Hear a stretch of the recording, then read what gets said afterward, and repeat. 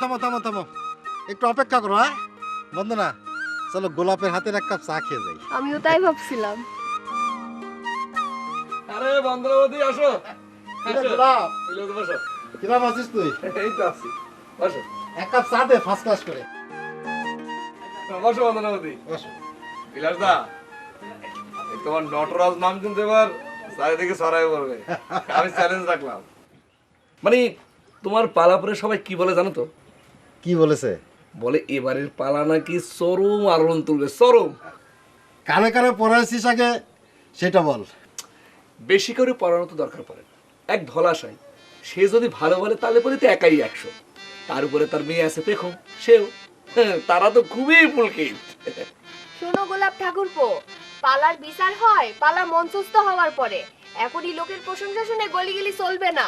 আহ বন্দনা, প্রশংসা শুনলে কাজের একটা স্পিরিট পাওয়া যায়।